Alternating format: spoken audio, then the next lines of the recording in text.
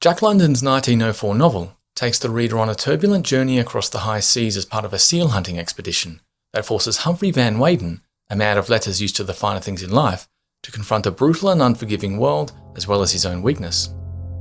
It explores the class divisions between its main characters, who are afforded very different lifestyles, and exposes their true place in the human hierarchy once society is reduced to its basic primal elements.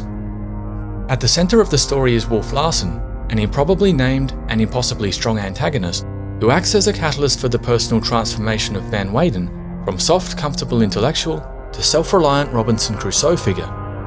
It's the tension between these two contrasting characters that underlies a story set aboard the Ghost, an 80-ton schooner sailing for Japan, and that holds the reader's interest until a somewhat anticlimactic ending. Humphrey begins his hero's journey aboard a ferry from San Francisco as a gentleman who, at 35 years of age, knows little of life beyond the literary world he inhabits. He's blissfully unaware of the daily struggles experienced by men who provide him with the comfort to which he is accustomed. One of these men is Wolf Larsen, captain of the Ghost, who scoops Humphrey from the sea after the ferry he's travelling on is sunk. His saviour turns into his captor, however, and he soon finds that the delicate sensibilities of the gentleman are a detriment aboard what he later describes as a hell ship.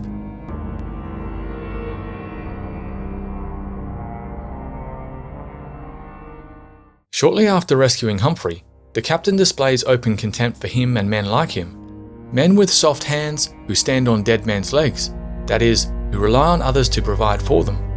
Larsen offers Humphrey the role of cabin boy after the death of a sailor provides an opening in the crew, though after he prevents the castaway's escape on a passing vessel, it becomes clear that there is no choice but to serve the ship's ruthless master.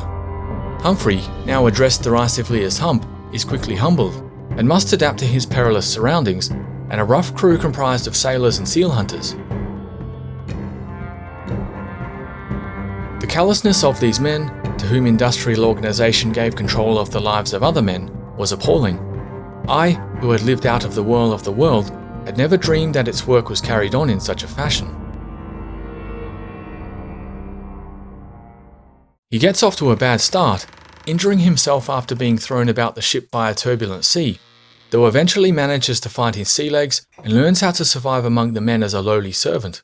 We soon discover that his master and nemesis is no one-dimensional character, but an intellectually curious and well-read man as sharp as he is strong, who enjoys discussing philosophy and literature as much as life and death battles upon, and against, the sea. He is brutal and capricious, physically unstoppable, and intellectually a match for Humphrey, whose idealist philosophy is challenged by Larsen's worldview, forged by the brutality of his life experiences. Larsen is a lonely individualist, bitter at the privilege of lesser men granted opportunities in life they did not earn. After an attempted mutiny and another death among the crew, Humphrey is promoted to mate, and with little choice, he learns he is capable of more than the safe, bookish existence that now seems a lifetime away. It lured me away and out of myself till I was no longer Hump the cabin boy, nor Van Weyden, the man who had dreamed away 35 years among books. This too I learned, and quickly, for I felt somehow a wild desire to vindicate myself in Wolf Larsen's eyes, to prove my right to live in ways other than of the mind. This element of the story recalls the mythological path of the hero, described by Joseph Campbell in The Hero with a Thousand Faces, which begins with a separation, followed by initiation, and then return.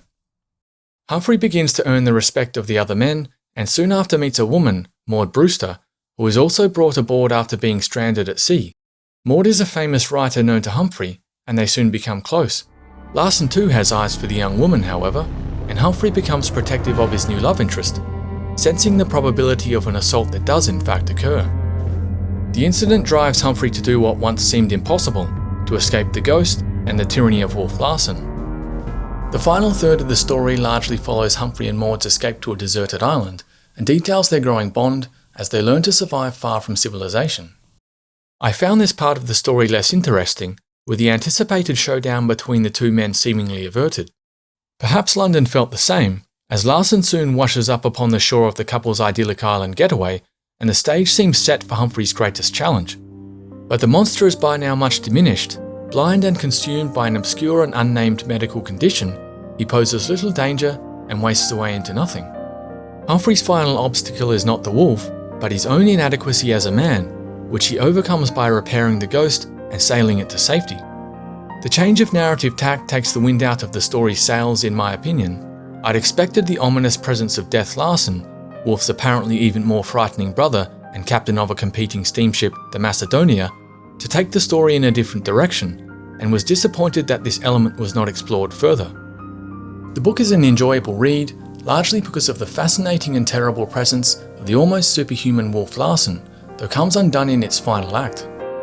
Humphrey's transformation from effete man of letters to capable seafarer is compelling, demonstrating that part of becoming a man is confronting danger, overcoming adversity, and taking responsibility.